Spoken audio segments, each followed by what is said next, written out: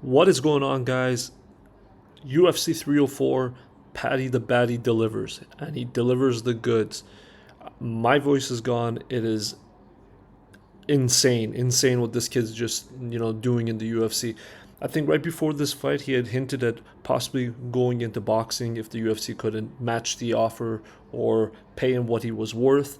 But now, based on this performance, I absolutely think the UFC and Dana White, Mick Maynard, and whoever's at the top will do whatever they can to keep this kid. He's a star, and today's performance, just showed that he's not just hype. He can do it.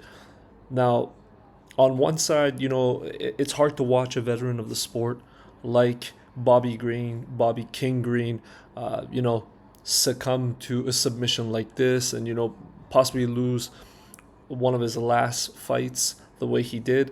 But hats off to Bobby for taking this fight, and hats off to Paddy rather for an amazing performance. He just blew the lid off the O2 Arena. I mean, like the British fans, the UK fans, have a star on their hand, absolutely.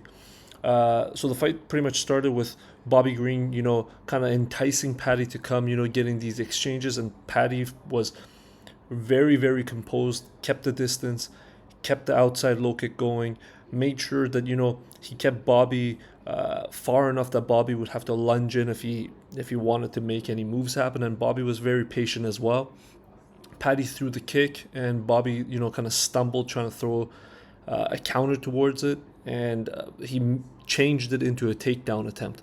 And as Bobby got the takedown, went for the double leg, got the takedown, Paddy secured the guillotine, and it wasn't a tight guillotine, and he felt that Bobby was going to slip his head out, and as Bobby did, Paddy went straight into a triangle, and it was a deep triangle.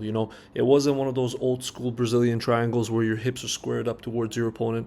He had all the angle and all the leverage, not only on Bobby's neck but on his arm as well. So when Bobby went out cold, Paddy was still yanking at his arm, which I think actually had Bobby's arm pretty messed up after the fight. You see his right hand as they're announcing the winner. His right hand is like pretty loose on the side, and he doesn't even want to move it. But what an incredible performance by Paddy the Baddy. He's a superstar. UFC pay him whatever whatever amount he wants, because as far as the UK fans, I think they'll tune in to watch this kid fight at any point. Guys, leave a comment. Let me know what you guys think. Like and subscribe.